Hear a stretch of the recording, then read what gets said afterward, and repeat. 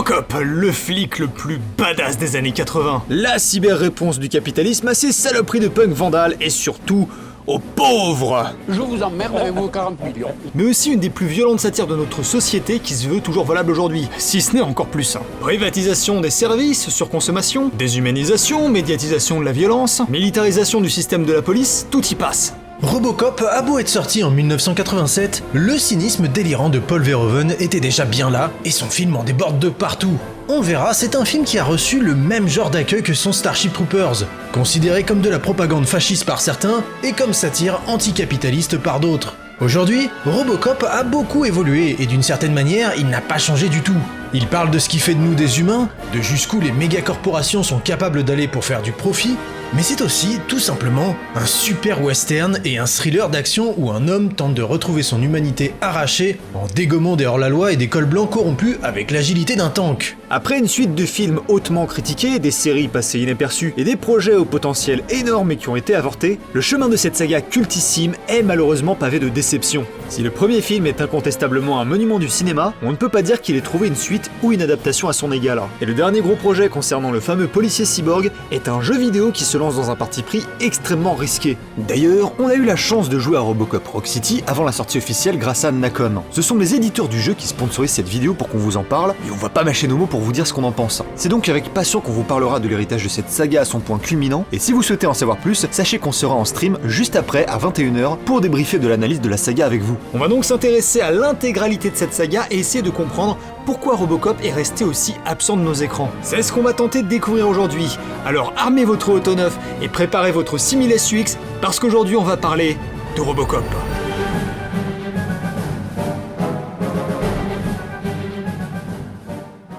Tout commence au début des années 80. Le jeune Edward Neumeyer, que vous connaissez bien parce que vous avez vu notre vidéo sur Starship Troopers, se met à se balader sur la production de Ridley Scott pour apprendre le métier de la production cinématographique. Parce que juste derrière ses bureaux, il y a littéralement le tournage de Blade Runner. Neumeyer a fini par aider sur la décoration sans savoir sur quoi il travaillait vraiment. Et c'est en observant le plateau et en discutant avec ses presque collègues qu'il a commencé à développer une idée. Celle d'un policier transformé en machine. Il a donc commencé à collaborer avec un étudiant en école de cinéma, Michael Miner, et ensemble, tous les soirs, les week-ends, ils ont commencé à écrire le script de Robocop. Une fois terminé, le script est montré à plusieurs amis, plusieurs studios, notamment Orient Pictures, qui est plutôt friand des films de série B. Le producteur John Davison et le réalisateur Jonathan Kaplan sont super chauds pour le faire. Davison trouvait la satire franchement intéressante et a montré aux deux scénaristes Dirty Harry, Mad Max 2 et Madigan pour leur expliquer le ton qu'ils voulaient pour Robocop. À partir de là, on était déjà parti pour une deuxième version du script. Le souci, c'est que Kaplan a dû se retirer pour aller réaliser Project X. Non, pas celui-là. Donc il a fallu trouver un nouveau deal, et même si Miner était chaud, Orion a dit bof, t'as pas assez d'expérience, c'est quand même 7 millions de dollars, poteau. Alors du coup, Miner, il est parti bouder en faisant Deadly Weapon. C'est faux, il ne boudait pas, mais il n'était pas intéressé à l'idée d'être le réalisateur de la seconde équipe.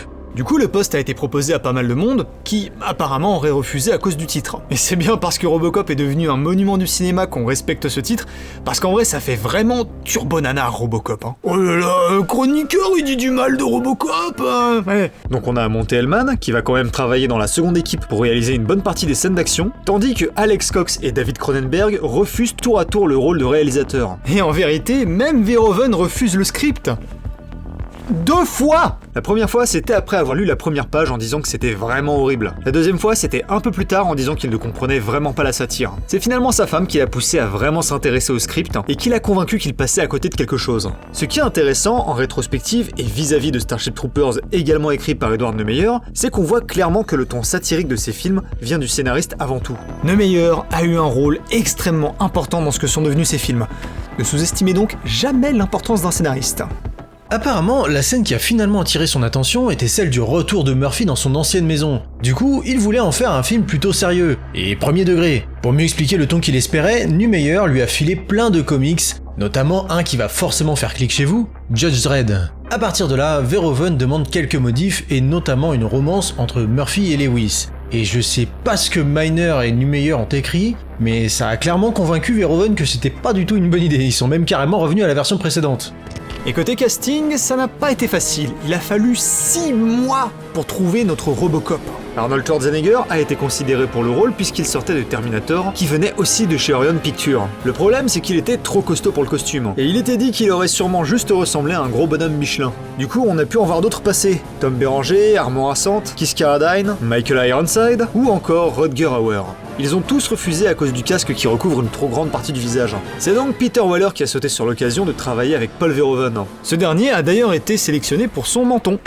Voilà, vous faites ce que vous voulez de cette information. Peter Weller a suivi un entraînement intensif avec le mime et chorégraphe Moni Hakim. Il lui a appris à faire des mouvements fluides dans une tenue de football américain pour le personnage de Robocop. Mais une fois le costume fini, impossible pour Weller de bouger correctement avec tout l'attirail. Et là, c'est un peu la panique parce que ça bloque littéralement tout le film et Paul Verhoeven commence à se demander ce qu'on peut faire. Mais heureusement, Moni Hakim a une idée.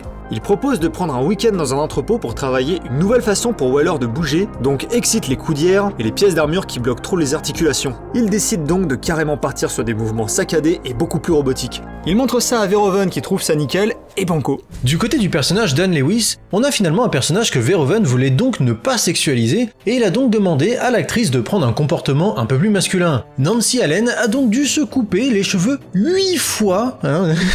Quelqu'un qui voulait pas perdre sa chevelure. Elle a suivi un entraînement chez les forces de l'ordre et a même pu profiter des conseils de son père qui était lieutenant dans la police. Elle a aussi dû prendre un peu de poids et pour ça, elle a carrément arrêté de fumer. Pour notre charismatique antagoniste, c'est Kurtwood Smith qui prendra le rôle de Clarence Bodiker. Le gars a même auditionné pour le rôle de Dick Jones, mais il fait vraiment un incroyable psychopathe à lunettes. Mais il fait vraiment un incroyable psychopathe à lunettes. D'ailleurs, c'est encore une fois Michael Ironside qui a été considéré d'abord pour ce rôle après son refus de jouer Murphy. Et là encore, il a refusé parce qu'il ne voulait pas refaire un rôle de psychopathe après Extrême Préjudice. Décidément, il est difficile le Michael. Mais pas grave, il se rachètera en tournant dans Total Recall et Starship Troopers. Niveau effets spéciaux et visuels, on a des talents assez dingues. Phil Tippett, Rob Bottin et Peter Curran. Si vous ne connaissez pas ces noms, je suis sûr que Jurassic Park, The Thing et Star Wars, ça vous parle. Je pense que oui. Et pour la musique, on a évidemment l'incroyable Basil Poledouris qui a composé la bande originale du film. Et niveau tournage, en vrai ça se passe plutôt pas mal pour changer d'habitude. Le film a bénéficié d'une rallonge de budget et de temps de tournage. Il y a éventuellement eu une explosion plus grosse que prévu, mais pour la petite frayeur, les figurants ont été payés $400 supplémentaires. Aussi, on a un petit caméo de Paul Verhoeven qui essayait juste de montrer aux figurants comment danser. Vous dansez pas comme ça, vous ? Arrête, on va se faire démonétiser. Aussi, un détail que je trouve choquant, Peter Weller avait tellement chaud dans son costume qu'il a perdu jusqu'à 1,4 kg de sueur par jour. Et pour le coup, vous avez besoin d'une formule pour vous faire mincir ? Alors arrêtez de suivre tous les conseils de ces escrocs qui disent de faire du sport ou de boire du lait de maman. Qui boit du lait de maman ? Non ! Suivez la méthode de Léod et optez pour l'armure de Robocop. Mais sortez-moi de là, je crève de chaud. Non ! Achetez Mac Léod. Bref, les gens gardent un bon souvenir du tournage. Verhoeven n'était apparemment pas très sociable à ce moment-là, mais on peut le comprendre. Le pauvre était tellement stressé qu'il était constamment sous anxiolytique. Faut pas oublier qu'il était pas encore le Paul Verhoeven qu'on connaît maintenant, expérimenté et tout. Il était jeune et pas tout à fait bilingue dans un pays qui venait de lui filer 13 millions de dollars pour faire un film de science-fiction qui se fout de la gueule d'un pays dans lequel il n'a pas grandi. Et même Peter Weller, qui avait souffert à cause de son fichu costume, admet avoir apprécié le tournage, et que tout le monde savait que l'expérience était unique et inspirante.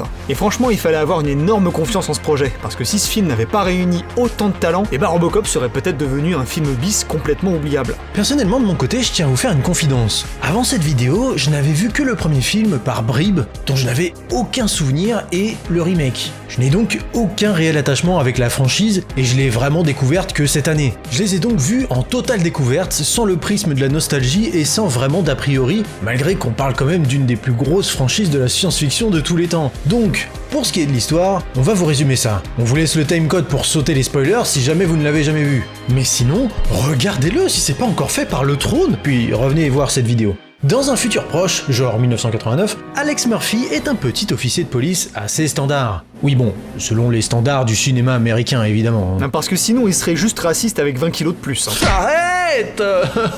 Il remplace un autre officier qui s'est fait abattre par les nombreux flics tués dans cette ville rongée par le crime. Je suis sûr que ça va bien mieux se passer pour lui. Bon, Peut-être pas. C'est pour ça que l'Omni Consumer Product, ou OCP, qui détient une grande partie des entités de la ville de Détroit, va chercher à utiliser la mort d'Alex Murphy sur son prochain grand produit. Du coup, après l'échec de ED209, une concurrence saine permet à Bob Morton de lancer son autre projet au sein de l'OCP pour créer Robocop. Comme Murphy est mort, il n'a donc plus de droits, du coup il devient la propriété d'OCP pour devenir un super flic cyborg nourri à la compote qui va régler tous les problèmes de Détroit. Grâce à sa force, il va rétablir la justice dans les rues de Détroit et même transformer les malfrats en mannequins. J'aime me battre. Le truc qui est super intéressant avec Robocop, c'est la pertinence qu'il avait dans les années 80 et qui est toujours actuelle. Ce qui le rend aussi atemporel, c'est son personnage principal, Alex Murphy. C'est aussi la quête d'un homme dépouillé de son identité qui cherche à retrouver son humanité dans un monde ravagé par la déshumanisation constante. Évidemment, le point super important de la satire de Robocop, c'est la création de la ville et le projet de Delta City qui prévoit de construire une semi-métropole entièrement privatisée avec des établissements qui appartiennent à l'OCP, comme c'est déjà le cas de la police. Cette privatisation, elle induit forcément un conflit d'intérêts, car l'OCP n'est pas toute exempte de commettre des crimes. Ce ne sont pas des crimes au grand jour qui impliquent des face-à-face. On parle ici d'une violence insidieuse, amorale et bureaucratique. C'est peut-être perçu comme une allégorie de l'abus de pouvoir au sein des entreprises, la compétitivité qui broie les cadres, les politiques technocrates, etc. De manière générale, Numeyer et Verhoeven tapent sur le capitalisme et sur la consommation à l'américaine. De la même manière qu'on le verra avec les vidéos de propagande de Starship Troopers, on a les flashs spéciaux de Robocop qui apportent un peu plus de contexte à l'univers dans lequel se passe l'histoire, tout en tournant au ridicule l'incroyable détachement qu'on voyait déjà dans nos propres journaux télévisés face à d'horribles drames. Enfin, l'histoire de Robocop est indissociable de la véritable histoire de Détroit, parce qu'après la Seconde Guerre mondiale, Détroit était une ville au top avec un énorme succès sur le marché automobile. On l'appelait Motor City tellement son activité était centrée sur la production de véhicules. On sait que Détroit est tombé en faillite justement à cause de cette industrie, qui a radicalement changé lors de la mécanisation et l'automatisation de la chaîne de production automobile. C'est d'ailleurs ce qu'incarne Robocop, une main-d'œuvre humaine remplacée par une machine plus performante. Mais la véritable raison de l'effondrement de Détroit trouve en réalité ses racines dans un projet d'urbanisme qui a complètement foiré. En 1949, après le Housing Act, les villes américaines doivent se moderniser et faire table rase de tous ces vieux bâtiments décrépits. L'objectif est de construire des nouveaux bâtiments qui vont correspondre aux nouvelles normes de confort, ainsi que des autoroutes, histoire de fluidifier un peu le trafic. Détroit avait vécu une énorme migration d'Afro-Américains qui se sont initialement rendus à Détroit pour des opportunités d'emploi. Seulement, les Afro-Américains étaient moins bien payés que les Blancs, et les agences immobilières avaient pour directive de n'offrir que très peu de prêts aux non-blancs, car il était considéré que la présence d'Afro-Américains dégradait la qualité de vie des quartiers plus riches. Seulement, la qualité minable des bâtiments auxquels les Noirs avaient accès perpétuait les préjugés d'une communauté qui dégradait son environnement. Le plan d'urbanisme va donc séparer les quartiers noirs et les quartiers blancs par de grandes routes qui seront évidemment difficilement accessibles par ceux qui vivent dans les quartiers populaires. Et ce qui est vraiment injuste, c'est que comme l'économie de Détroit était essentiellement basée sur la production de véhicules, comme c'est des classes populaires qui produisent ces véhicules, déjà ils ont pas les moyens de se les acheter eux-mêmes, et en plus ils vivent dans des quartiers minables. Cette situation insoutenable entraîne des soulèvements des Afro-Américains, et la dégradation des biens publics donne raison aux agences immobilières, aux administrations et à tous ceux qui perpétuent la ségrégation. Mais le contre-coup de cette situation va faire très mal. Parce que dans les années 60, de nombreuses usines automobiles ferment à Détroit. C'est d'un coup une plus grande partie de la population qui se retrouve sans emploi. Détroit traverse une grande période de désertification, les banlieues sont abandonnées par la classe moyenne dépourvue d'emploi, et les usines tombent simplement à l'abandon après la migration ou la fermeture des grandes compagnies. Et c'est d'ailleurs pour ça que la grande majorité des lieux de la saga Robocop se passent dans d'anciennes usines et que l'OCP a de si grands projets de modernisation pour la ville. Robocop est un film qui parle aussi du désastre social provoqué par le productivisme. Pour en revenir au film, Murphy commence à se souvenir très vite de son ancienne vie. À côté de ça, Bodiker, qui l'a assassiné au début, continue de terroriser la ville et surtout, on apprend qu'il est à la solde de Dick Jones, l'autre cadre de l'OCP. Il s'en sert d'homme de main pour tuer Bob Morton pour mettre fin à leur saine compétition. Murphy l'apprend en lisant ses droits à Bodiker, en suivant scrupuleusement le protocole. Maintenant que Robocop sait que Dick Jones est derrière tout ça, il fonce au siège de l'OCP pour confronter le monsieur. C'est donc à ce moment-là que sera révélée la vraie nature de la Directive 4. Littéralement un crash d'Adobe Premiere, mais aussi et surtout le twist le plus réutilisé de toute une fichue saga. Bordel de merde. Dick Jones en profite pour lui envoyer son ED209 flambant neuf, quand soudain, des escaliers. Murphy arrive donc à filer, mais une fois tout en bas, il tombe sur un joli comité d'accueil. Les flics obéissent donc aveuglément à Dick Jones puisque la police est carrément financée par l'OCP. Lewis lui sauve la vie, le temps qu'il puisse faire une petite maintenance, et pendant ce temps-là, Bodicker est de nouveau mandaté par Jones pour régler son compte à Murphy cette fois. Après que Rob Bottin ait fait valoir son salaire et disparaître notre monétisation, Murphy finit par défoncer tout le monde, dont Bodicker, au point de revenir à l'OCP pour confronter Dick Jones et le défoncer grâce au pouvoir de l'emploi précaire. This is disgusting. Vous êtes un excellent tireur, jeune homme. Vous vous appelez? Murphy. Voilà une super punchline. Et profitez-en parce que ce sera la dernière de la saga. C'est fulgurant de simplicité et d'efficacité. Par ces quelques mots, on a la conclusion de l'arc de Murphy. Il a retrouvé son humanité. C'est très simple et ça n'a pas la prétention de régler tous les problèmes de l'univers. Mais pour Murphy, c'est un combat duquel il ressort victorieux et même souriant. Le thème très récurrent dans le film, vous le voyez bien, c'est la perte d'humanité à ces deux échelles dont on parlait précédemment. Pour Murphy, ce sera tous les moments où il sera traité comme un produit ou un objet. Sinon, ce sera par exemple le moment de la démonstration de ED-209. Même si cette scène est complètement absurde, on montre à quel point la mort affreuse du cadre est simplement mise de côté parce que l'info importante pour les personnages ici, c'est que la machine ne fonctionne pas bien et qu'on va perdre de l'argent. All of this just works. Un autre point intéressant que va traiter Robocop, c'est ce que l'homme d'acier représente pour la police. Une méthode ferme et radicale qui ne fait pas dans l'affect. Contrairement aux autres officiers qui, eux, agissent davantage comme une police de proximité. Et on sent bien les influences de Judge Dredd dans la conception de Robocop. Son existence est justifiée car Détroit est une ville à la situation évidemment instable, le seuil de pauvreté et de criminalité a dépassé le stade critique, et notre cyborg apparaît comme une solution efficace pour nettoyer les rues. Et c'est bien sa principale fonction.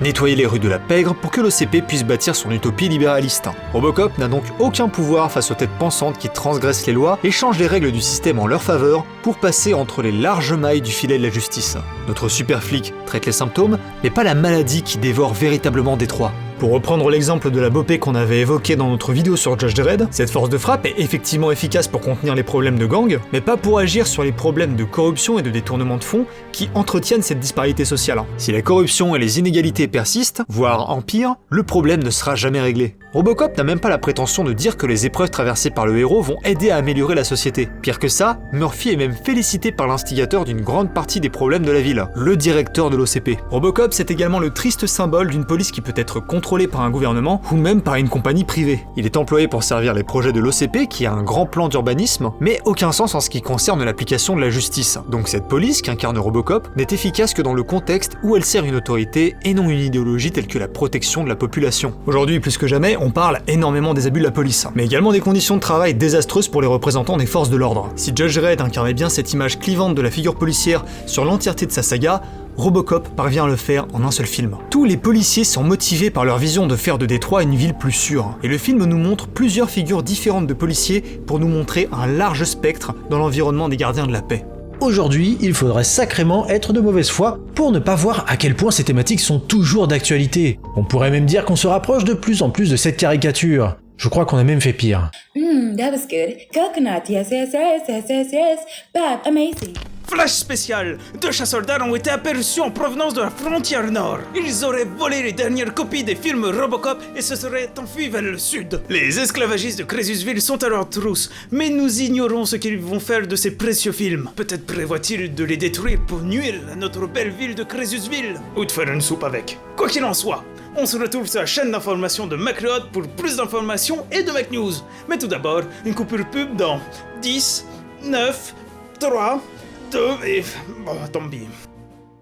Il y a tellement à analyser dans ce film qui se faisait déjà dézinguer à l'époque pour les mêmes raisons que Starship Troopers. Décidément, les années 80 et 90 regorgent de films incompris qui sont devenus des chefs-d'œuvre adulés avec le temps. D'ailleurs, je me demande quels seront les films qu'on va redécouvrir dans 20 ans qu'on n'a peut-être pas compris au moment de leur sortie. Si vous avez des exemples, dites-le nous en commentaire. Il y a une myriade de détails absolument incroyables et c'est un de ces films qui ne vieillit pas du tout selon nous. Il a vraiment tout en plus. Des scènes d'action incroyables, tout en effets spéciaux pratiques, des maquillages absolument iconiques, encore une fois des musiques incroyables de Basil Paul Doris, le même que Conan et Starship Troopers donc, Une satire complètement déjantée, des punchlines en veux-tu en voilà, le design de Robocop toujours aussi efficace et des effets gore sans limite. C'est encore un excellent film à voir aujourd'hui qui vieillit comme un millésime. De plus, à sa sortie, il récolte 53 millions de dollars et la critique est plutôt positive. Sans compter les 24 millions rapportés avec les ventes de VHS pour ses 13 millions de budget. Donc c'est un film franchement rentable, et Orion va pas se priver de faire une suite. C'est en 1987 qu'Orion Pictures demande à Neumeyer et Miner d'écrire un script pour la suite de Robocop. Pour décembre de la même année, ils ont donc 3 mois pour pondre un script. Sachant qu'ils sont contractuellement engagés sur un autre film chez Orion, Company Man, une espèce de thriller sur la CIA qui n'a jamais vu le jour, et qui devait être réalisé par Oliver Stone. Vous vous souvenez, le mec qui a écrit la première version de Conan? Neumeyer et Miner voulaient vraiment faire du bon gros cyberpunk avec ce script. Du coup, vous vous souvenez quand Robocop devient une IA et où il y a des bourgeois qui niquent avec des sexbots? Non? Eh bien c'est normal, c'est parce que cette version est celle qui ne verra jamais le jour. En vérité, quasiment rien ne sera repris de cette version, à part quelques éléments à gauche à droite qui sont repris dans le 3 et le remake. Mais on va quand même rapidement vous dire ce qu'il y avait dans cette version du script. L'histoire se passait 25 ans après le premier film, et on était carrément dans de la grosse SF où les villes actuelles sont remplacées par des mégaplex dans lesquels les gens s'entassent, et où l'extérieur des métropoles serait cerné par des bidonvilles. Robocop est grièvement blessé après l'attaque d'une banque, ce qui expliquait son absence pendant 25 ans. Il est réveillé par les hommes d'un super entrepreneur du nom de Ted Flicker. Salut à toi, jeune entrepreneur. En gros, lui, plutôt que d'acheter un quartier, il veut carrément acheter le gouvernement national. Alors que bon, a priori, il y a quand même déjà un président, il était même acteur avant. Il pourrait quand même pas accepter de se faire acheter comme ça. Je vois pas du tout à qui il fait référence. Ronald Reagan. Non, vraiment, je ne sais pas d'où lui vient cette idée. Ronald Reagan. J'aurais bien dit Schwarzy qui devient gouverneur, mais c'était pas encore le cas avant. Pendant ce temps-là, Robocop a un nouveau système qui est en fait l'IA de la ville, Neurobrain. Le reste de l'histoire parle également de la guerre des corpos, ce qui est assez intéressant. Le script de Neumeyer était super ambitieux, et avec le reporter, on aurait aimé voir ce que ça aurait donné cette histoire. Seulement, si cette histoire ne s'est pas faite, c'est parce qu'Hollywood était en train de traverser une des périodes les plus difficiles pour l'industrie du cinéma. Un événement qu'on connaît bien puisqu'il est encore assez actuel, la grève des scénaristes de 1988. Et pas n'importe laquelle, parce que c'est la plus longue grève de l'histoire de la WGA. Elle va durer 153 jours et aura pour but de demander une compensation financière pour toutes les ressorties des séries, mais aussi pour obtenir plus de droits de regard des scénaristes sur la conception, notamment les choix des acteurs et du réalisateur. D'ailleurs, il y avait également eu une grève des acteurs en 1960 pour des raisons similaires. Et ça a d'ailleurs été obtenu en grande partie grâce à un acteur là, et j'ai oublié son nom. Ronald Reagan. Il est devenu président en plus, comment il s'appelle? Je vais demander au reporter. Oh, il s'était éteint.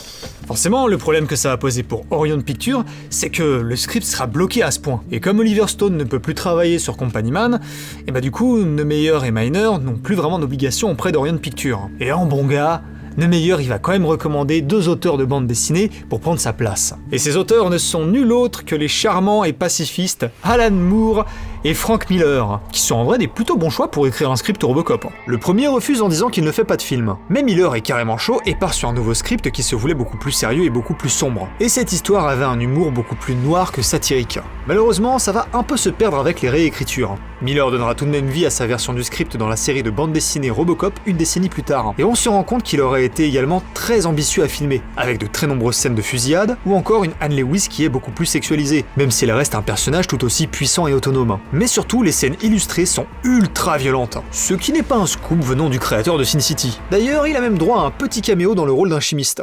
Pour ce qui est de la réal, c'est la même galère. Cette fois, personne ne veut réaliser, soit parce qu'ils veulent pas faire une suite, soit parce qu'ils veulent pas passer après Paul Verhoeven qui lui de toute façon était déjà en train de travailler sur Total Recall. Mais l'avantage, c'est qu'à la place, on va avoir droit au meilleur réalisateur de Star Wars de tous les temps.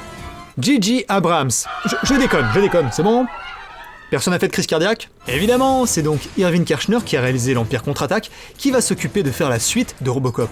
Il travaillera avec Miller dans des conditions assez difficiles, puisqu'Orion Pictures se transforme en dictature avec des deadlines irréalisables. Donc forcément, ça va se ressentir sur le produit fini avec de la réécriture qui continuera jusqu'au montage inclus. Basil Poulidouris n'a pas composé pour ce film, et c'est Leonard Rosenman qui a fait la bande originale. Un bon travail, mais qui n'égale pas celui de son prédécesseur. À la base, Peter Weller était pas trop chaud pour revenir, mais il est revenu pour 2 choses. Le scénario de Miller, et pour travailler à nouveau avec Moni Hakim. Ça a l'air d'être un chic type ce Moni. Weller disait que c'était l'élément magique qui réglait tous les problèmes. Ah bah tiens Moni, ça tombe bien parce qu'on a un problème de fièvre rouge ici.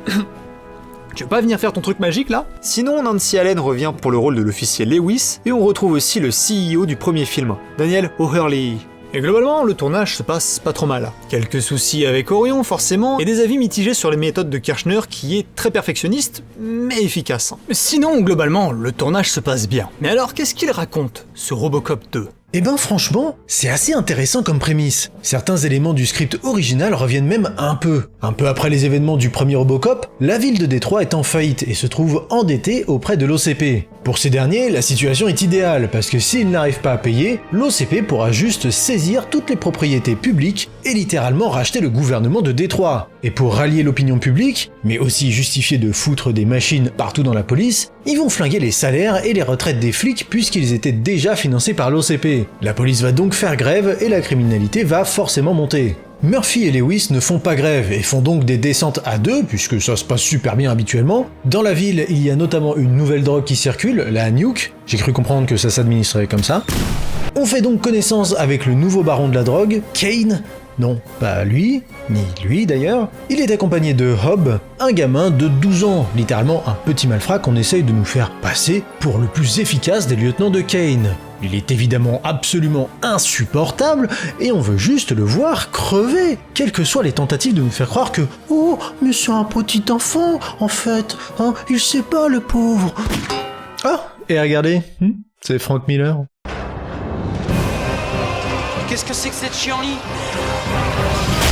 Bref, Murphy commence à stalker sa femme. Elle s'en rend compte et OCP fait comprendre à Murphy qu'il faut qu'il arrête parce que c'est nul. Et quand sa femme réalise que Robocop est son défunt mari, elle cherche à rentrer en contact. Mais comme il ne veut pas la faire souffrir, oui, les arguments de l'OCP sont vraiment convaincants, littéralement. Il lui dit que Murphy est mort et qu'il n'est que la coquille vide de son mari. Après avoir suivi un flic véreux, Murphy tombe sur Kane. Non, pas lui non plus. Oh.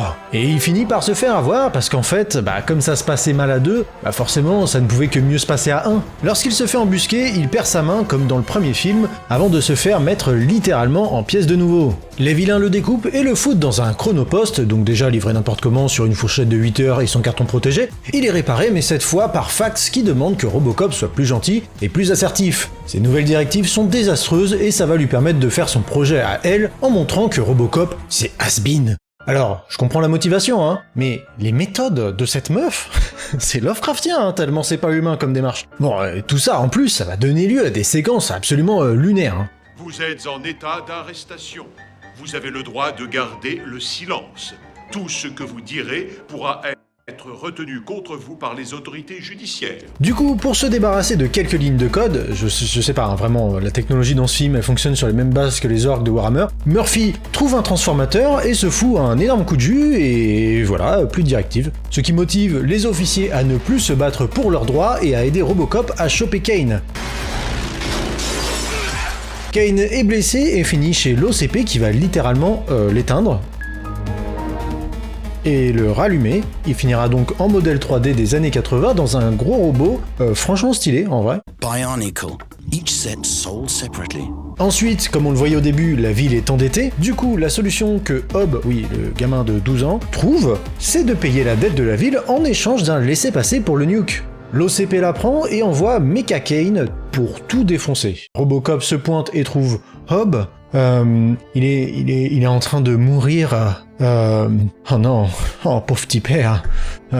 C'est drôle parce que le film essaie vraiment de nous faire trouver ça triste. D'un seul coup, il devient compatissant avec Murphy, alors que tout le reste du film, ça a été un gigantesque merdeux et que rien n'a motivé ce changement. Et putain là, la thune de partout et le gamin là, dans son décès shakespearien, impossible à prendre au sérieux. Désolé, vraiment pas possible. Enfin, le directeur de l'OCP présente donc son dernier projet et fait l'erreur de sortir du nuke devant Mecha Kane. Voilà, genre le mec était devant la présentation de ED209, je comprends même pas. Quand t'as vu ça de tes yeux, même si on te promet qu'il n'y aura plus jamais de problème, à quel moment tu reprends le risque comme ça? Faut vraiment avoir un grain. Je me demande si tous les directeurs de multinationales sont pareils. Robocop débarque et se bat de manière super stylée contre Mecha Kane. Il le défonce et c'est fini. L'OCP est encore debout, le directeur fait porter le chapeau à Fax et voilà, finito. C'est un peu bizarre vraiment, l'impression que le film se termine à l'arrache ou qu'il n'est pas vraiment fini. Et cette punchline de fin là... C'est Cette ordure s'en tire à bon compte. On peut rien faire contre lui. Patience, Lewis. Après tout, nous ne sommes que des humains. Rien que cette punchline résume assez bien le problème de Robocop 2. Dans le premier film, Robocop demande à être appelé Murphy, ce qui prouve qu'il a récupéré une partie de son humanité et de son identité, ce qui est logique pour son arc narratif. Le second film prend un ton humoristique en faisant dire à notre héros que lui et Lewis ne peuvent pas changer la face du monde car ils ne sont que des humains, le tout en se revissant le casque pour bien appuyer le fait qu'il n'a pas grand chose d'humain. De manière globale, Robocop 2 utilise les mêmes thématiques et un ton satirique, mais de façon plus ostentatoire.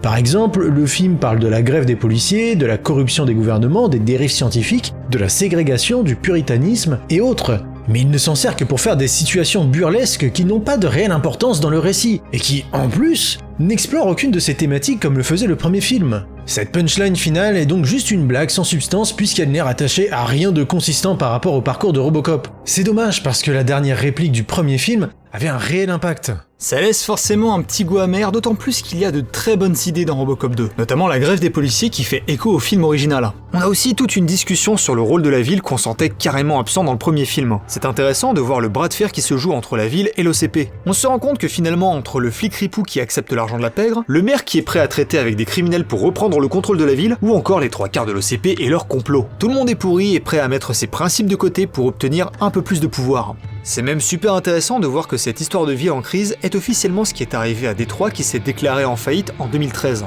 Et il y a aussi pas mal de choses dans l'imagerie de Robocop qui me font penser aux animés cyberpunk des années 80-90, comme ce cerveau horrible dans un bocal qui me rappelle la scène de Gunham, ou encore cette relation étrange entre Juliette Fax et Robocop. Ça m'a fait penser au dessin animé Eddie Police File, sorti en 1990, notamment à l'épisode appelé L'homme qui se mord la langue. Il parle également à un policier qui, après un grave accident, a été presque intégralement transformé en machine à l'exception de son cerveau et sa langue. Sa condition le rend fou parce qu'il a perdu la plupart de ses sens, et tout ce qu'il peut faire pour ressentir quelque chose, c'est se mordre la langue. Pour soulager sa souffrance, il est régulièrement drogué par une scientifique qui entretient un rapport malsain avec lui. C'est une histoire qui est évidemment inspirée par le flic cyborg et qui devrait ravir les fans du genre. C'est une série d'anthologie assez peu connue, mais qui propose des histoires innovantes dans un style graphique percutant et des combats brutaux. Ce qui est donc intéressant avec Robocop 2, c'est de voir le prolongement des thématiques du premier film où on voit les conséquences directes de la grève des policiers. La criminalité augmente, mais on voit que c'est la ville qui en souffre et non pas l'OCP qui a tout fait pour la faire arriver. C'est aussi ce qui m'a fait me poser la question sur le traitement du sujet. Est-ce que ça veut dire que faire la grève selon Miller c'est mal, que ça ne sert à rien? Est-ce qu'au contraire il faut comprendre que la grève est importante malgré les conséquences? Le sergent Reed a-t-il raison? Que c'est bon de faire la grève mais juste pas pour les flics? Est-ce que la grève n'est qu'un simple ressort narratif? Je ne sais pas trop ce que je dois comprendre avec ça. Difficile à dire, mais comme Frank Miller se considère comme un libertarien, on peut le regarder sous un prisme plus conservateur, ce qui entre en contradiction avec la vision de Paul Verhoeven et Numeyer. Mais Robocop 2 souffre surtout de son manque de temps et de peaufinage. Le scénario part un peu dans tous les sens et il manque surtout d'un véritable troisième acte. Il en revient à raconter quasiment la même chose que le premier, sans la même intensité, et une fois de plus, l'OCP s'en sort indemne. Inévitablement, Robocop 2 est comparé à son premier opus. Et un des principaux reproches qu'on peut lui faire, c'est qu'il apporte peu aux thématiques déjà soulevées dans l'original. Il a également un ton satirique moins maîtrisé, et même si on ne pouvait pas forcément parler de subtilité dans le premier film, Verhoeven avait une façon de nous offrir des clés de lecture sans nous diriger vers une seule conclusion. Robocop 2 a tendance à soit presque nous dire quoi penser, soit à nous envoyer dans tellement de directions qu'on ne sait même pas s'il faut penser quoi que ce soit. Il y a pas mal d'incohérences et des fois la suspension d'incrédulité tient franchement à un poil de goule sauvage. C'est-à-dire qu'elle n'existe plus, parce que les goules sauvages n'ont pas de poils. À cause des radiations, vous comprenez? Bon, malheureusement, et bien que le film rapporte 45,7 millions de dollars pour les 25 à 30 millions investis, la réception critique n'est pas terrible. Le personnage du gamin est indiscutablement détesté et son utilisation est assez vivement critiquée, jugée de mauvais goût.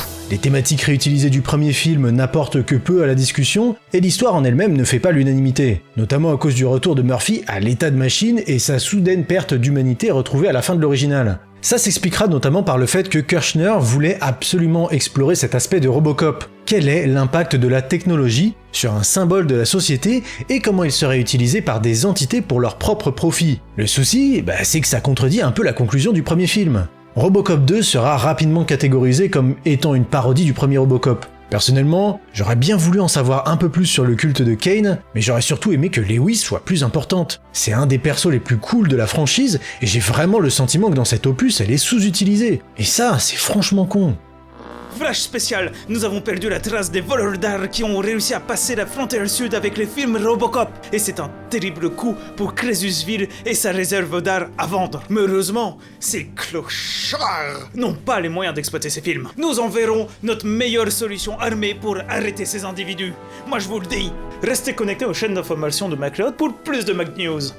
Robocop 2 fait un travail correct, mais n'arrive clairement pas à la cheville du premier film. Et le problème, c'est que celui qui va suivre va même trahir l'original pour d'autres raisons. Des raisons beaucoup plus pragmatiques. Le pire, c'est que pour le 3, Orion va vouloir reprendre une version du scénario qu'ils avaient à la base jetée. Genre, ils l'aimaient vraiment pas, mais une fois qu'elle était dans la poubelle, elle avait son attrait, cette version. Peter Weller ne revient pas, mais Orion Pictures s'en fout et va prendre à la place Robert Burke. Et Nancy Allen accepte de revenir, à condition qu'on tue son personnage. C'est fou, j'ai l'impression que personne veut faire ce film en fait. Un démarrage qu'on peut qualifier de compliqué, voire même un peu compromis pour Robocop 3. Mais peut-être est-il sauvé par sa réalisation ou son histoire.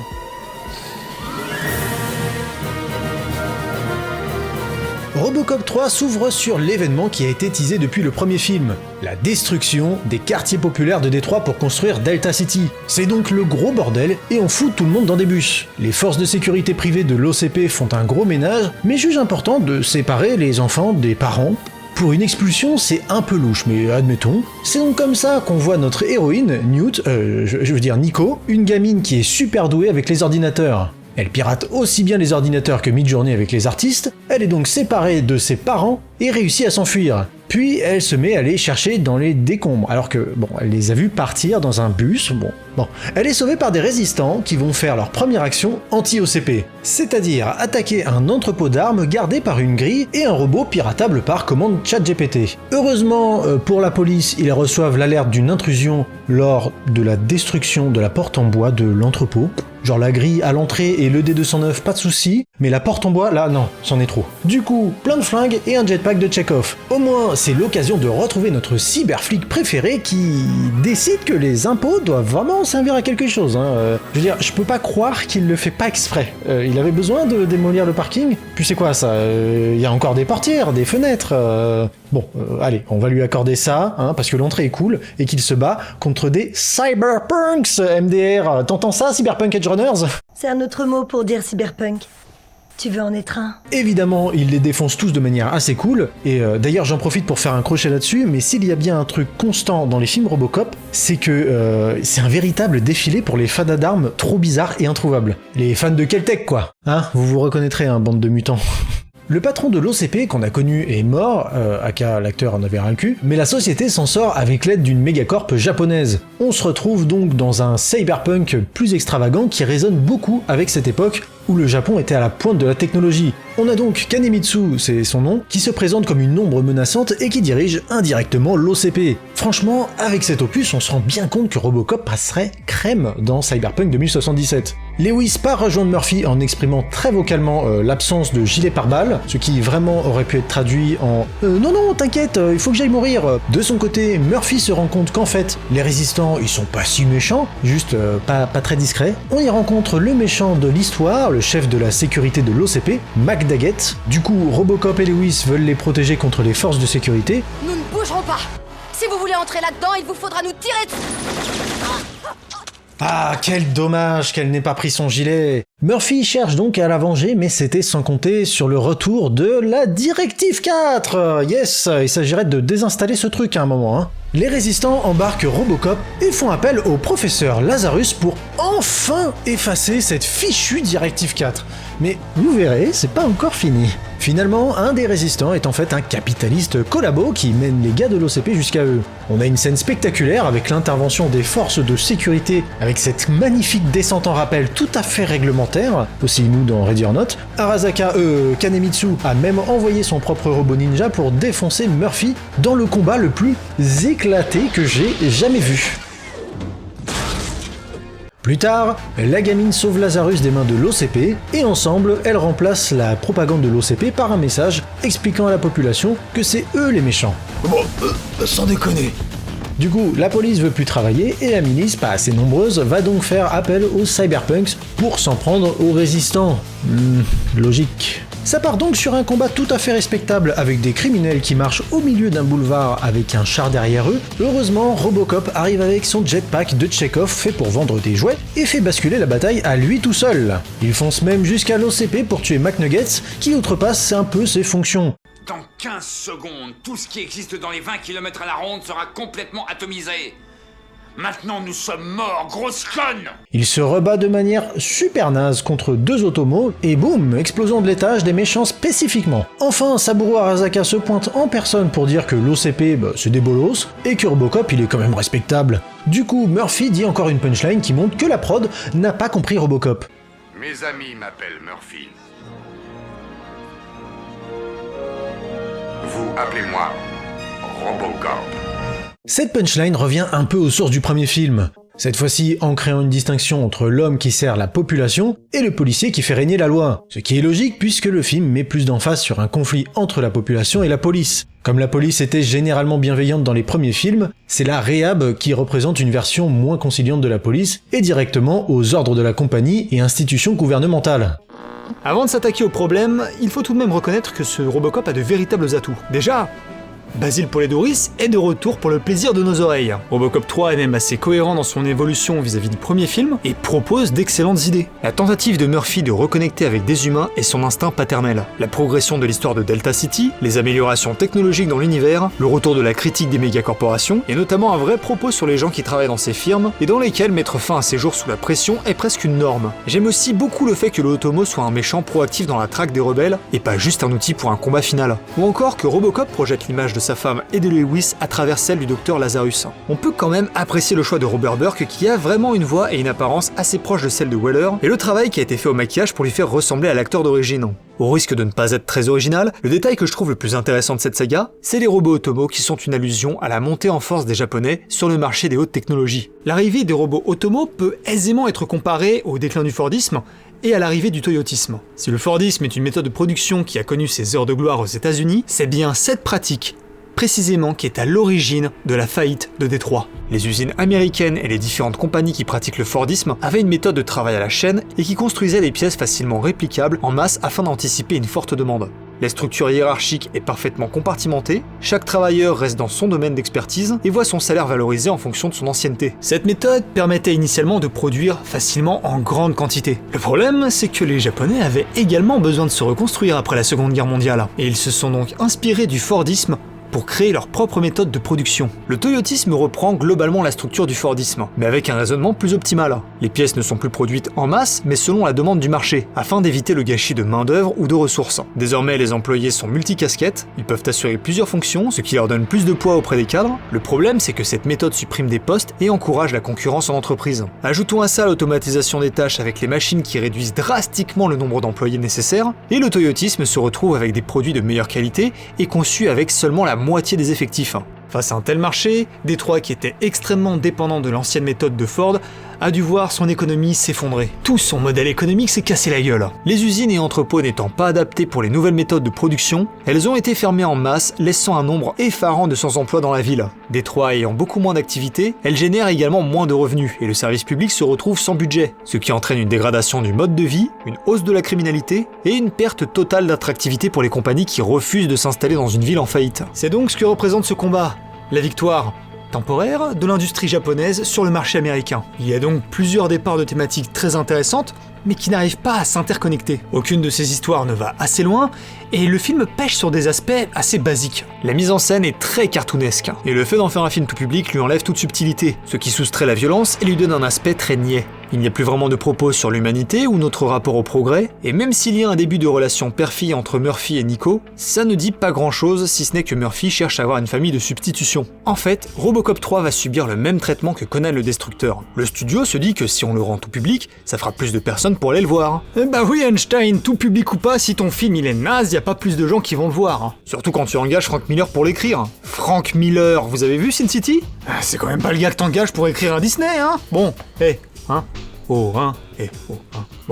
Bon, après le changement a probablement eu lieu pendant la production du film. Lorsqu'Orion a commencé à faire faillite, c'est très certainement ce qui a motivé son choix. D'ailleurs, c'est même ce qui a retardé d'1 an la sortie du film. Ça va d'ailleurs cafouiller un peu puisque le jeu était censé sortir en même temps, mais comme lui n'a pas été retardé, il a un peu révélé toute l'histoire du film 1 an à l'avance.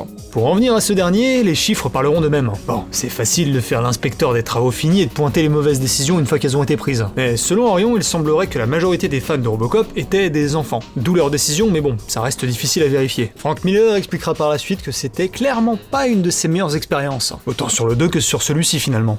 On pourrait totalement se dire que c'est pas du tout l'ambition et que ce n'est qu'un prétexte pour faire un film un peu d'action. Et franchement, il y a aucun problème avec ça. Mais il suffit de regarder les combats avec les robots automo pour comprendre que même là, c'est la gigalouse. Non mais regardez-moi ce combat, sérieux. On dirait moi en train de spammer la roulade et le saut sur un ennemi statique dans Elden Ring. Franchement, les scènes d'action sont pas incroyables et pour le coup, je trouve que celle du 2 était plus intéressante et surtout crédible. Ce qui faisait la signature des scènes d'action de Robocop, c'est que c'était violent tout en faisant en sorte de mettre le protagoniste dans des situations inventives, où il peut avoir l'air puissant sans avoir à recourir à beaucoup de mobilité. Surtout que malgré tous les efforts du monde, celui-ci trahit son manque de budget, là où les autres étaient plus malins sur leur utilisation des effets visuels. Il profitait aussi de talents assez exceptionnels dans ces domaines. Et pour un film Robocop, on ne voit pas tant que ça notre héros éponyme. Sur 1h47, on ne voit Robocop que 45 minutes. C'est 15 minutes de moins que le premier film qui avait la même durée. Mais dans la plupart de ses apparitions, Murphy se laisse guider par l'histoire ou est inactif. Ça laisse plus de place pour se concentrer sur d'autres aspects de cet univers au détriment de l'histoire de notre protagoniste. La grosse différence du 3, on l'a déjà dit, c'est l'absence de sa violence. Pourquoi y accorde-t-on autant d'importance ? Parce que cette violence, notamment dans le premier, elle n'était pas gratuite. La violence, comme n'importe quel autre aspect d'un film, c'est un outil narratif. Bien utilisée, elle raconte quelque chose, elle marque. Elle nous montre le quotidien des personnages, sans avoir un carton pour nous dire « Ces personnages vivent dans un monde violent où la violence est vraiment très présente, je vous assure, oui ». Ah non, tout simplement, on la voit et non seulement elle nous choque et nous montre de quoi sont capables les personnages de ce film, mais elle nous donne du contexte sur l'histoire sans qu'on ait besoin d'un tas de textes ou de dialogues. Elle vient compléter ce qu'on sait déjà en écoutant les personnages parler. Même si on entend dire Verhoeven que lui trouve ça hilarant, rien n'est fait par hasard, consciemment ou non. De toute façon, je doute très fort que Verhoeven n'utilise la violence que parce que ça l'amuse, mais bien parce qu'il sait qu'elle raconte quelque chose dans ses films. La violence physique de Robocop représente évidemment une violence plus insidieuse. La violence d'une ville impitoyable où les policiers exemplaires se font massacrer en masse et où les plus démunis sont expulsés pour servir les projets des grandes compagnies. La brutalité d'un monde dépourvu de sens moral et où les seules personnes qui agissent avec honneur sont impuissantes ou finissent tuées. Se débarrasser de cette violence dans un Robocop, c'est devoir faire un effort supplémentaire pour compenser ou justifier cette absence qui se voit forcément dans un film d'action avec des combats et des fusillades. C'est du contexte en moins, d'autant plus dans la suite d'un film avec cette violence intrinsèquement liée à son univers. Inévitablement, la critique est assassine, et pour beaucoup, Robocop 3 fait partie du pire film de cette saga. C'est une réussite financière nuancée avec un box-office total de 47 millions de dollars sur les 22 engagés. Certains vont préférer celui-ci au deuxième, mais inévitablement le souci est bien que le 2, comme le 3, n'arriveront jamais à la cheville du film original. Et c'est bien ce qu'il va falloir faire lorsqu'un remake sera annoncé 10-15 ans plus tard. Cependant, avant même le remake, il était question d'adapter le personnage de Robocop ailleurs qu'au cinéma, notamment à la télévision. Et les séries Robocop sont en réalité des découvertes assez surprenantes. S'il était question de faire un Robocop 4 pendant un temps dans les années 90, avec la faillite d'Orion Pictures et l'échec de Robocop 3, les droits ont été partiellement revendus pour faire une série canadienne sobrement appelée Robocop. Pas mal de choses changent, notamment les noms à cause des droits, mais encore une fois, on sent la volonté de toucher un public plus jeune avec l'ajout d'enfants en casting. Des négociations ont eu lieu pour faire revenir Peter Weller, mais comme on peut le voir, ça n'a pas fonctionné. C'est donc Richard Eden qui a pris le rôle. La prémisse prend beaucoup du scénario abandonné d'Edward Neumeyer et Michael Miner pour Robocop 2. On a donc cette fameuse histoire d'intelligence artificielle surveillant la ville. Dans le cas de la série, c'est Diana, une secrétaire de l'OCP qui est transformée en cette IA, et qui devient une sorte d'assistante pour Robocop. La série ignore donc les événements de Robocop 2 et 3, et se passe 4 ans après le premier film. Malheureusement, encore une fois, la réduction drastique de la violence trahit un peu l'esprit du film, et c'est en partie ce qui va déplaire. Mais c'est aussi l'occasion d'explorer les dilemmes éthiques de Murphy, sa psyché, et la satire globale de la société. Et cette série a tout de même pas mal de choses à offrir. Certaines scènes d'action sont assez qualitatives, et Robocop évolue dans sa fonction pour agir comme une sorte de détective. Il a de nouvelles fonctionnalités qui lui permettent d'analyser des preuves, ou de savoir si un suspect dit la vérité. C'est une série correcte qui vaut le coup d'être redécouverte aujourd'hui, surtout si vous êtes vraiment fan de la saga et que vous voulez en voir plus sur le justicier en armure. Elle fait 22 épisodes et n'a malheureusement pas été renouvelée faute d'audience et de réception critique favorable. Il faut aussi voir que les épisodes étaient très chers, tournant en moyenne autour de 1,5 million de dollars par épisode. Et pour l'époque, c'est assez exceptionnel. 7 ans plus tard, alors que les droits sont sur le point d'expirer, Fireworks Entertainment commande une nouvelle mini-série en 2001, Robocop Prime Directives. Ce coup-ci, c'est Paige Fletcher qui va prendre le rôle et va plutôt bien s'en sortir. L'idée de cette mini-série, c'est de reprendre aussi après le premier film en ignorant les autres. Mais cette fois, 10 ans après et sous forme de 4 petits téléfilms d'1h30. Encore une fois, il ne faut pas s'attendre à un résultat spectaculaire comparé au film. Les méchants sont caricaturaux, le jeu d'acteur n'est pas toujours terrible, les effets visuels sont datés et les scènes d'action assez inégales. Mais rien de scandaleux et la série propose des choses vraiment intéressantes. Dans la mesure de ce qui est diffusable à la télévision, la série se permet des scènes assez violentes et j'adore l'idée du Robocop noir. La série joue vraiment sur cette dualité et oppose deux idéaux de justice différents. Elle reprend également l'histoire de l'IA qui va automatiser tout Delta City, puisque à ce moment-là, elle a bien été construite. On se pose donc des questions sur l'intérêt de Robocop dans une ville totalement sécurisée et, entre guillemets, sans crime, mais aussi le sort de ce cyborg vieillissant et aux méthodes radicales. On garde la grosse satire sur le capitalisme, le second amendement, et on a de nouvelles critiques venant des flics vis-à-vis du personnage de Robocop. C'est une adaptation assez fidèle de ce qu'était Robocop, malgré quelques faiblesses, et qui s'efforce de proposer une nouvelle atmosphère. La série est passée inaperçue à l'époque, mais elle a quand même plutôt fait plaisir aux fans de Robocop, après des années à essayer de faire passer Robocop pour une icône pour enfants. En même temps, il faut dire qu'en dehors des séries, c'était également les dessins animés qui étaient les autres gros médiums pour Robocop. Dès 1988, Marvel et Orion Pictures produisent le dessin animé Robocop. Celui-ci contiendra 12 épisodes et sera destiné à un public très jeune, donc excite toutes les thématiques adultes et violentes. Tout se passe dans un univers SF futuriste avec des lasers à la place des balles. Le dessin animé n'a pas vraiment eu une super réception, puisqu'il était le début des emmerdes quand il s'agit de vendre des franchises à des mômes. 10 ans plus tard, rebelote, un autre dessin animé Robocop Alpha Commando, qui s'éloigne encore plus du matériau d'origine. Robocop devient carrément l'inspecteur gadget à sortir des millions de trucs de son armure, il y a pas mal de soucis de cohérence, et Robocop devient plus ou moins un super-héros à l'échelle internationale. Pas non plus très bien reçu. Côté comics, en revanche, Robocop est plutôt apprécié. On a d'abord une grosse vingtaine de numéros chez Marvel, ainsi que des adaptations des deux premiers films. C'est lorsque la franchise passe chez Dark Horse Comics que Frank Miller s'est fait plaisir avec la série de comics dont on avait parlé tout à l'heure. D'ailleurs, bizarrement, ça va commencer avec une mini-série Robocop versus Terminator. Voilà, si jamais vous vouliez voir ça, ça existe et c'est en 4 épisodes. On est d'ailleurs pas passé loin du Robocop versus Predator. Et franchement, j'espère que ça existera un jour. T'es sûr de toi ? Ça s'est pas très bien passé, la dernière fois. Il y a ensuite eu d'autres mini-séries qui ont adapté le troisième film, ainsi que les suites de celui-ci. Une dizaine d'années plus tard, Steven Grant, qui a pas mal écrit pour Punisher, a repris le script abandonné de Frank Miller pour en faire une série de comics pas trop mal, mais qui manque un peu de caractère d'après la critique. On fait aussi un petit détour vers un documentaire super intéressant qui s'appelle Robodoc, qui parle donc de Robocop de manière générale, avec l'intervention de la plupart des personnalités qui l'ont créé. Malheureusement, le documentaire est super galère à trouver en France pour le moment. Enfin, Robocop, c'est aussi une histoire compliquée avec le jeu vidéo. On a les adaptations des 3 premiers films sur bande d'arcade et Amiga, Atari, Commodore 64 et autres, et qui ont franchement été super bien accueillis de manière générale. Le 3 un peu moins, mais les 2 premiers sont de vraies réussites en termes de beat'em up et platform shooters. Et comme si le comics ne suffisait pas, c'est un jeu qui est sorti pour Robocop vs Terminator sur Super NES et Mega Drive, entre autres. Ah, c'est presque un rêve qui se réalise. Et celui-là est moyennement reçu, un peu de la même manière que l'adaptation du 3e film. Ah. Et alors, à partir de là, on va rentrer dans littéralement le monologue de Vass. Robocop de 2001, Robocop de 2003, Robocop de 2004, Robocop de 2014... Est-ce que tu connais la définition de la folie ? Ça essaie encore et encore d'adapter Robocop sur Game Boy en 2001, puis sur console et PC en 2003, puis sur mobile pour la sortie du remake en 2014. Et là, ça va de bof à littéralement un des pires jeux de l'histoire du jeu vidéo, celui de 2003. Le Robocop de 2003 a été développé par Titus Software, et pour certains ça va faire clic. Pourquoi, nous diront les autres ? Eh bien tout simplement parce que Titus a fait déjà la pire adaptation en jeu vidéo du monde, Superman 64. Donc, quand Robocop sort et qu'on dit qu'il est le pire jeu vidéo depuis Superman 64, bon, évidemment les petits gars de Titus n'ont pas fait long feu après ça, hein, et ont fermé très vite. Et respectez-les quand même, ok? Ils étaient quand même basés à Lagny-sur-Marne, c'est ça la fierté seine-et-marnaise, on fait avec, ou plutôt sans. Robocop c'est aussi d'autres médias un peu claqués comme un pinball, une attraction pas ouf, et quelques apparitions dans Mortal Kombat ou Fortnite, et il faudra attendre le film de 2014 pour avoir enfin le retour de notre homme de fer blanc sur grand écran.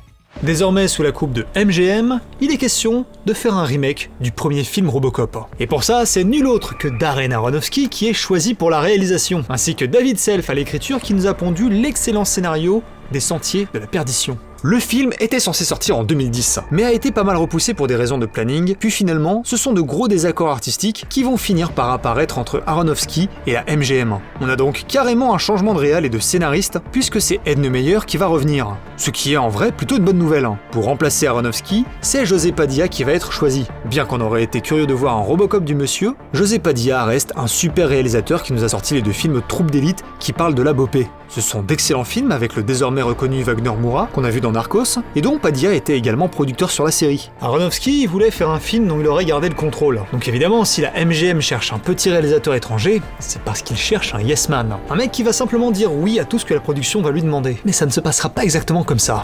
En revanche, au casting, on a du beau monde, puisqu'on retrouve Gary Oldman, Samuel L. Jackson, Abby Cornish, Michael Keaton, le regretté Michael K. Williams et Joel Kinnaman dans le rôle principal.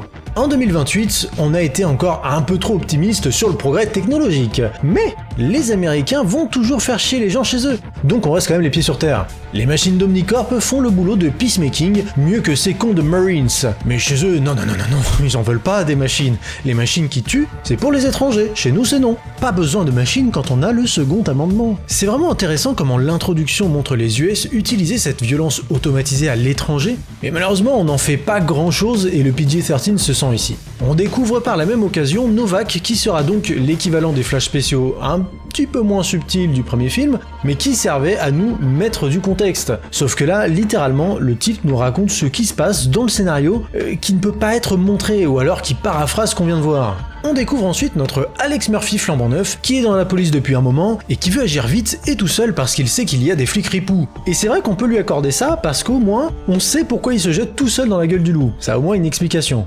Il se fait un peu gronder, mais c'est ok parce qu'il reste très doué. Le truc, c'est que les ripoux, eux, ils en ont foutrement marre de ce mec. Du coup, il kaboum sa caisse et lui avec. Bon, soyons honnêtes, c'est quand même pas aussi violent que la mort de l'original. Cependant, la mort de Murphy peut être un propos sur le terrorisme. Une menace sans possibilité de faire face à face, mais ça a malheureusement juste un air de traitement pour expédier la scène comme si ça n'avait pas d'importance et pour pas montrer de détails trop graphiques. Ce coup-ci, l'Omnicorp ne possède pas la police, donc par extension, elle ne possède pas Murphy. Le truc ici, c'est qu'ils vont cette fois demander à sa femme s'ils peuvent le retaper, sans quoi il va mourir en fait. Donc d'emblée, Clara Murphy est beaucoup plus impliquée dans l'histoire, ce qui est plutôt intéressant pour le coup. Pareil pour le fils d'ailleurs. Pendant ce temps-là, Murphy devient progressivement Robocop dans un complexe en Chine, et là, un des trucs qui nous a le plus marqué, c'est cette incroyable scène où le Dr Dennett accepte de montrer à Murphy ce qu'il reste de son corps.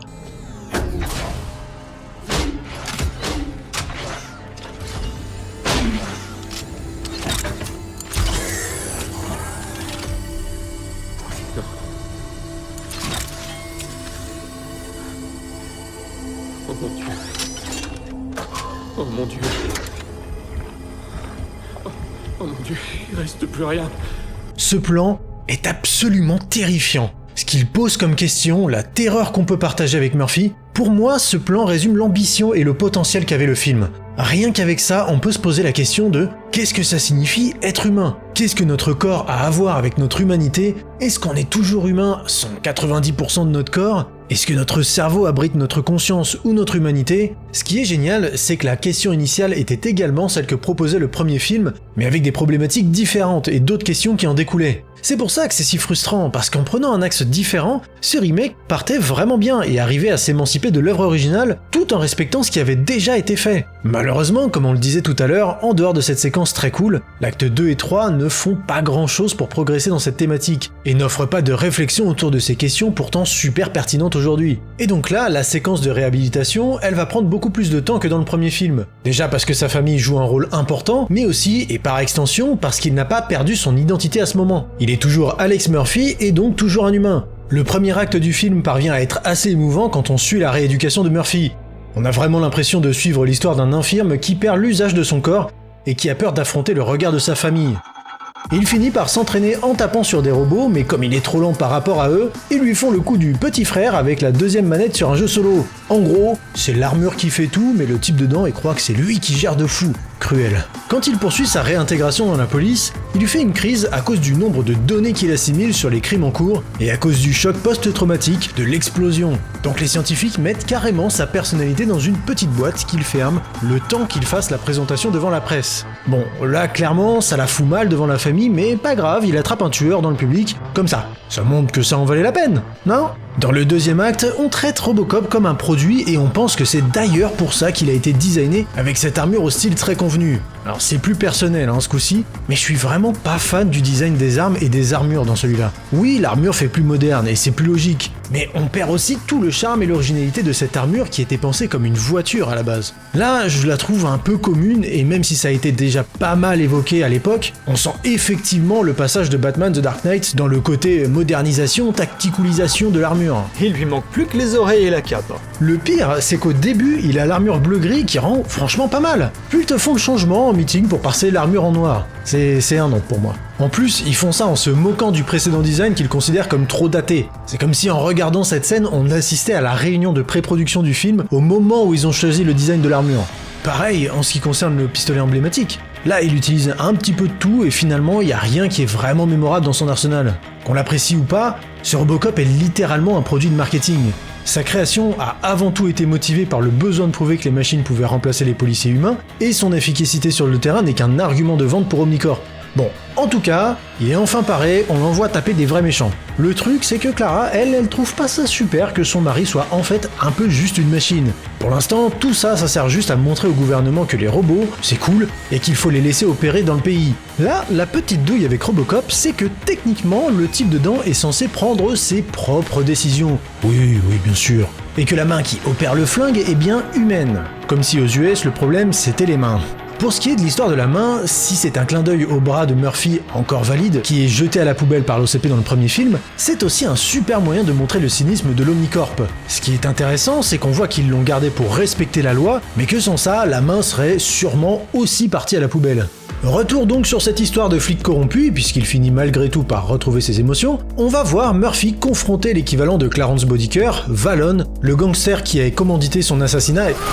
Ah, attendez, mais ils ont même carrément rajouté son identité à l'écran tellement il claque vite. Bon bref, il retourne au commissariat pour confronter ce coup-ci les flics corrompus et...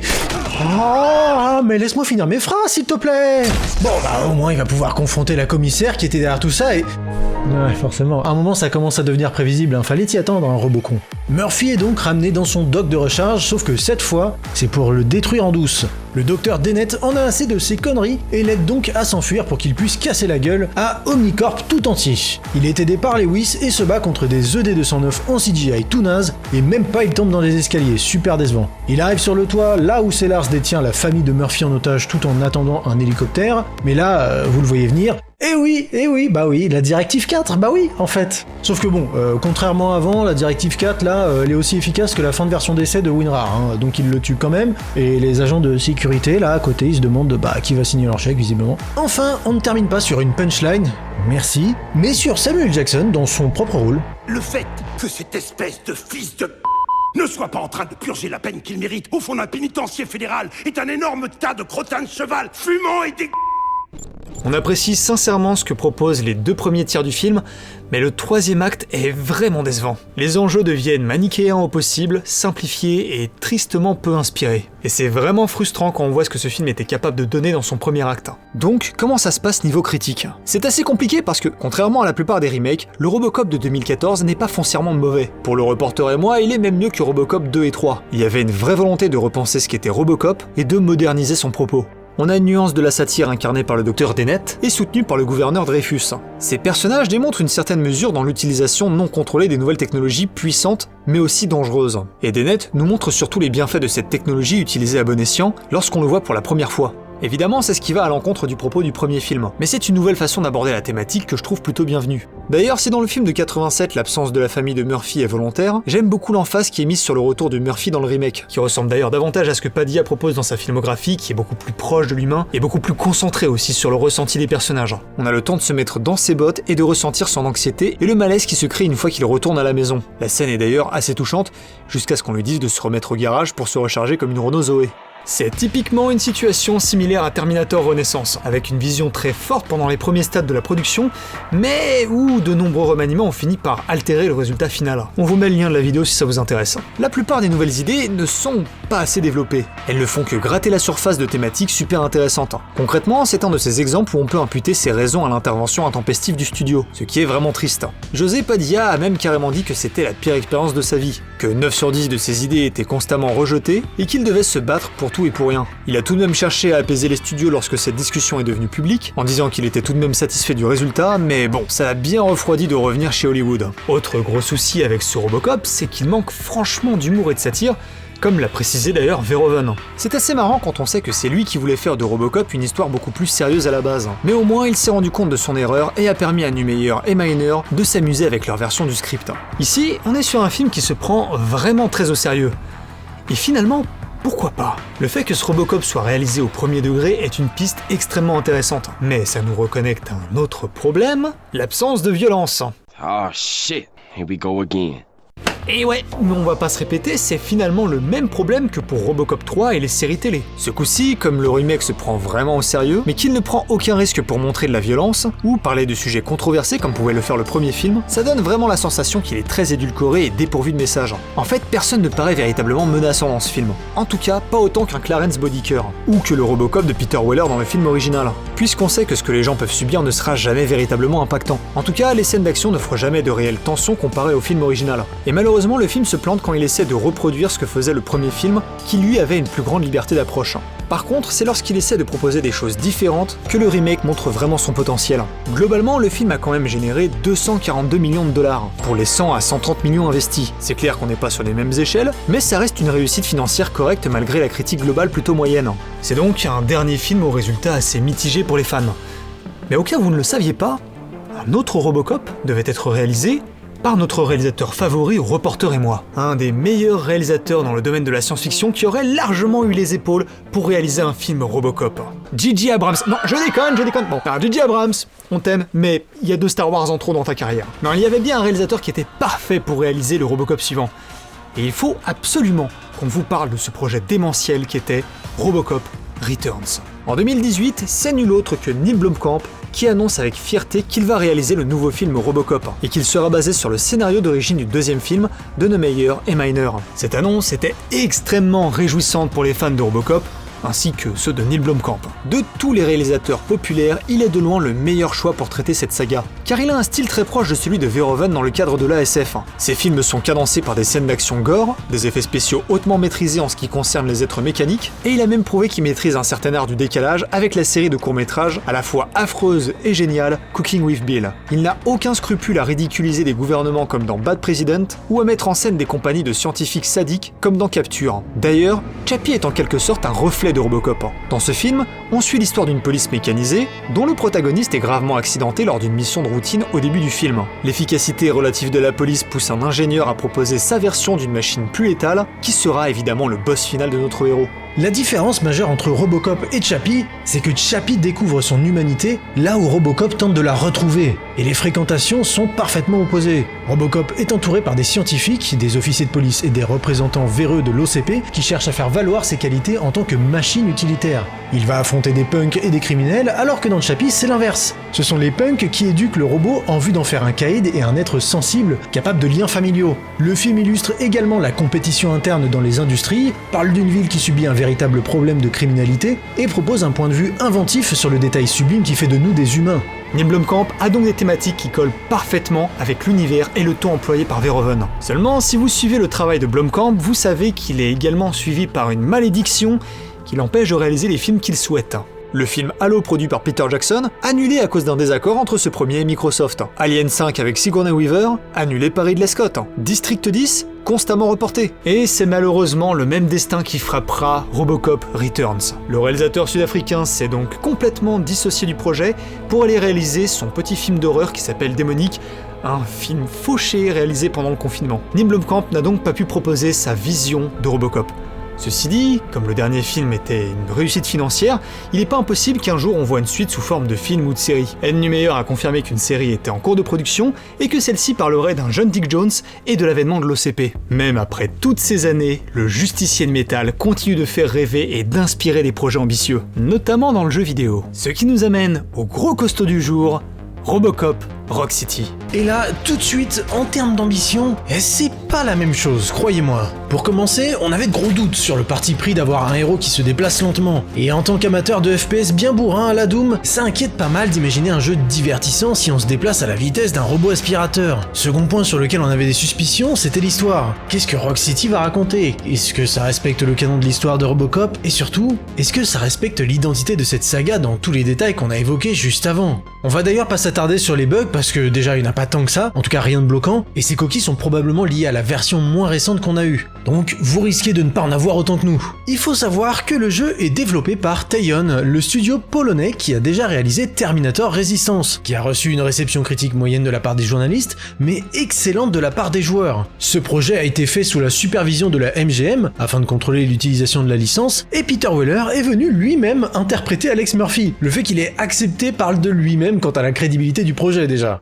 Sur l'histoire, Rock City est très clair. Ça se passe entre Robocop 2 et 3 et ça respecte bien l'histoire des films en proposant de nouveaux aspects qui correspondent aux thématiques déjà évoquées dans les 3 premiers films. L'obsolescence de Robocop, la grève des policiers, le projet de délocalisation des habitants de Détroit, la nuke qui est toujours en circulation, les dérives scientifiques et autres. Le jeu commence avec l'annonce d'un nouveau caïd qui vient troubler l'ordre public.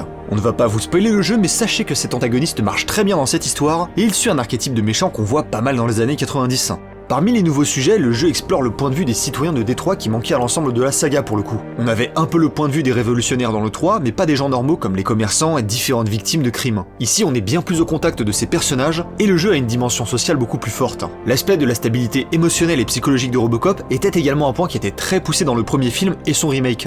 Ici, le jeu invite le joueur à définir lui-même comment il perçoit Alex Murphy, ce qui est extrêmement ingénieux et ne livre pas une réponse absolue de si Murphy est encore un homme ou s'il est complètement devenu une machine. Donc déjà, côté fidélité, le jeu respecte énormément la saga, et les développeurs ont parfaitement compris et adapté les sujets de la licence. Il y a du fanservice, mais l'histoire ne se repose absolument pas sur ces aspects pour proposer un bon scénario. Le fanservice n'est pas intrusif et il fait super chaud au cœur. Donc si vous êtes passionné par la saga, vous pouvez y aller les yeux fermés. Il y a quelque chose d'assez incroyable à l'idée de se balader dans tous les lieux qu'on a vus plein de fois dans les films. Le commissariat, les rues de Détroit, les bureaux de l'OCP, et si vous êtes attentif, vous retrouverez plein de petits clins d'œil super cool. Mais ça vous le découvrirez. Maintenant, côté gameplay, le jeu alterne entre des phases de tir, de l'enquête et du dialogue. Les phases de tir sont le principal aspect sur lequel le jeu est attendu, et je dois admettre que les déplacements lents ne sont pas du tout un problème en ce qui me concerne, car les environnements sont assez étroits à l'échelle de Robocop qui lui est immense, donc le level design est vraiment bien fait. En mode marche, on sent vraiment que notre héros est imposant avec la taille et les piétinements de ses pieds mécaniques. Ceci dit, si le son n'est pas vous ennuie, on peut précisément réduire leur son. Moi je le garde parce que quand je rentre dans une nouvelle pièce, ça me donne l'impression d'être le Doom Slayer dans Doom Eternal. D'ailleurs, cette scène du jeu de id Software est justement inspirée de celle de l'arrivée au commissariat de Murphy dans Robocop. Comme ça, la boucle est bouclée. Après, je vous rassure, Robocop sait sprinter. En général, c'est plutôt une commande qu'on utilise hors combat pour rentrer rapidement, et je n'ai pas spécialement ressenti de lenteur. Rock City est un énorme contre-pied au FPS qui requiert d'être toujours en mouvement et de se mettre à couvert. Et là, je vous dis ça, mais moi je suis fan de Titanfall 2, c'est dire. Du coup, dans Robocop, le meilleur moyen de ne pas se faire tirer dessus, c'est de rapidement oblitérer tout ce qui se trouve sur votre passage. Enfin, l'auto-neuf iconique de Robocop est votre arme principale et est hautement customisable. Je suis super fan du système avec les cartes mères, bien que je suis pas tout à fait sûr d'avoir compris le fonctionnement de combinaison des puces. Du coup, l'amélioration du flingue est un mini-jeu en soi, et c'est super satisfaisant de le voir devenir de plus en plus dévastateur selon les cartes mères. Après, pas d'inquiétude, il y a pas loin de 20 autres armes super fun à utiliser que vous reconnaîtrez des différents films et séries. Et alors, je ne le savais pas jusqu'ici, mais j'avais besoin de Robocop avec un Space 12. C'est merveilleux. Il y a aussi un petit système d'amélioration des compétences de notre Robocop qui sont plutôt sympathiques. Par contre, ne vous attendez pas à ce que ça modifie drastiquement votre expérience de jeu. Robocop ne cherche pas à être un RPG, et ses compétences sont surtout là pour apporter de l'évolution dans le gameplay, et ça marche très très bien. Les enquêtes consistent en des jeux de pistes qui sont assez similaires à ceux de The Witcher 3. Il va surtout s'agir de savoir observer son environnement et se laisser guider par l'épreuve, mais il n'y a pas vraiment de phase d'énigmes à résoudre. Et même si j'adore les jeux d'énigmes, je ne pense pas que ça aurait été très pertinent d'intégrer ça dans un jeu Robocop. De plus, ces enquêtes sont rapides à mener, ça permet d'entretenir le rythme et ça privilégie plutôt les phases d'exploration qui sont très satisfaisantes. Ça permet de débloquer des nouvelles options de dialogue et de découvrir plein de petits secrets et items cachés pour améliorer notre expérience ou notre auto-neuf. C'est d'ailleurs très surprenant de voir le soin qui a été apporté aux environnements du jeu. Les détails dans le commissariat de Détroit sont parfaitement reproduits et certains niveaux sont inspirés de véritables lieux abandonnés de Détroit. La narration environnementale est très efficace et nous permet d'en apprendre davantage, et ce même sur des personnages avec lesquels on interagit très peu. Donc on a vraiment la sensation qu'au-delà de notre perception, il y a une vie derrière ces PNJ. L'un des aspects sur lequel j'en attendais le moins personnellement, c'est la qualité des dialogues. Et pourtant, le niveau d'information est parfaitement dosé. Les dialogues de la quête principale sont assez courts et directs pour entretenir une bonne cadence entre les scènes d'action. Les dialogues des quêtes secondaires sont beaucoup plus fournis et on s'attarde plus sur des aspects introspectifs et existentiels, ce qui apparaît comme une vraie récompense pour les fans ou les joueurs qui s'investissent dans le jeu. Aussi, la nature des dialogues peut être aussi hilarante que profonde. Certaines conversations m'ont vraiment fait rire de bon cœur, avec un ton satirique qui va même carrément dans le comique, et d'autres m'ont carrément mis en position d'hésitation car le jeu propose de résoudre des dilemmes moraux liés à notre perception de la justice. Il y a même une grosse dimension politique puisque l'histoire se passe pendant les élections du nouveau maire de Détroit. Et je trouve ça très audacieux de la part du jeu de prendre le risque de parler de politique de façon aussi directe. Mais c'est également traité avec une grande justesse tout en apportant de la clarté par rapport au film. Puis tous les personnages auxquels on parle sont attachants, même si certains peuvent être carrément idiots, dépravés ou antipathiques, ils ont tous cette étincelle qui les rend humains et attachants. Même Bakers, le représentant de l'OCP qui est une véritable ordure, est juste génial, j'adore le détester. We have to be on the lookout. Do you ever just stop? We won, so smile. Okay, don't smile. Bien sûr, on a vu quelques défauts mineurs dans la version qu'on a explorée. Les animations en dialogue, les placements des caméras sont parfois un peu approximatifs, et le système d'amélioration de l'auto-neuf peut être confus comme j'en ai un peu parlé avant. Mais globalement, le jeu est vraiment excellent et rien n'égale le plaisir de dégommer des criminels sur le thème original du film qu'on peut pas vous diffuser. On n'était pas trop sûr de ce qu'on pouvait en attendre, mais c'est une vraie claque que j'ai personnellement fait avec le sourire aux lèvres tout du long. Franchement, entre Aliens, Dark Descent et Robocop Rock City, les jeux sous licence de films des années 80 ont de beaux jours devant eux. Et même au milieu de cette incroyable année 2023 pour le jeu vidéo, on est super content que Robocop fasse partie des grandes claques de cette année. Encore merci à Nacon d'avoir sponsorisé cette vidéo. Même si les hommages à Robocop sont nombreux, on voit qu'aujourd'hui, il reste une figure forte et actuelle.